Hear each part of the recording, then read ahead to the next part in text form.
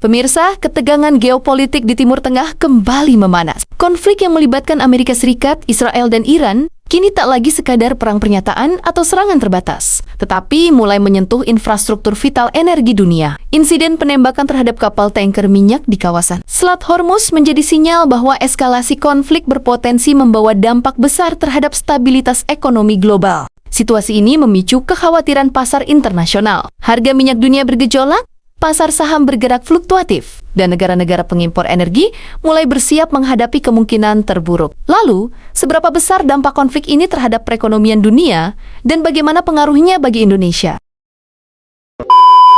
Pemirsa, Selat Hormuz merupakan salah satu jalur pelayaran paling strategis di dunia. Sekitar 1/5 pasokan minyak global melintas di kawasan ini setiap harinya. Artinya, gangguan sekecil apapun di wilayah tersebut berpotensi mengganggu rantai pasok energi dunia. Insiden penembakan kapal tanker di tengah meningkatnya ketegangan antara Amerika Serikat, Israel, dan Iran memperbesar risiko terganggunya distribusi minyak mentah. Pasar merespons cepat. Harga minyak mentah dunia mengalami lonjakan akibat kekhawatiran akan terbatasnya pasokan. Jika eskalasi terus berlanjut hingga terjadi penutupan Selat Hormuz, dampaknya bisa sangat signifikan. Negara-negara pengimpor energi, termasuk Indonesia, akan menghadapi tekanan biaya impor yang lebih tinggi. Lonjakan harga minyak berpotensi mendorong kenaikan harga bahan bakar, meningkatkan beban subsidi energi, dan menekan daya beli masyarakat. Selain itu, kenaikan harga energi juga dapat memicu inflasi. Biaya produksi dan distribusi barang akan meningkat, yang pada akhirnya bisa berdampak pada harga kebutuhan pokok. Tekanan inflasi ini tentu menjadi tantangan bagi bank sentral dalam menjaga stabilitas nilai tukar dan pertumbuhan ekonomi. Dari sisi pasar keuangan,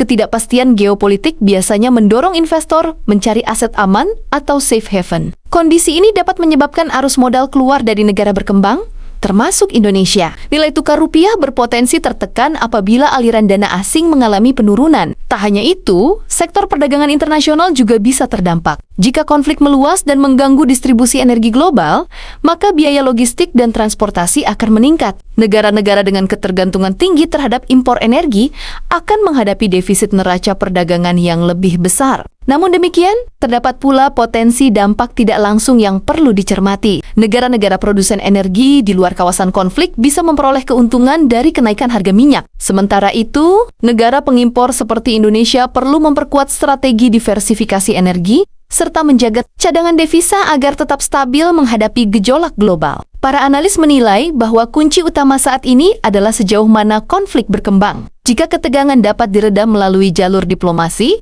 maka dampaknya mungkin bersifat sementara. Namun jika terjadi eskalasi militer yang lebih luas, pasar global berpotensi mengalami tekanan yang lebih dalam dan berkepanjangan. Pemerintah dan otoritas keuangan di berbagai negara kini terus memantau perkembangan situasi. Kebijakan fiskal dan moneter mungkin akan disesuaikan untuk meredam dampak gejolak eksternal terhadap perekonomian domestik. Bagi Indonesia, stabilitas menjadi faktor utama. Penguatan koordinasi antara pemerintah dan bank sentral dinilai penting untuk menjaga inflasi tetap terkendali, menjaga stabilitas rupiah, serta memastikan dengan 20 hari ke depan.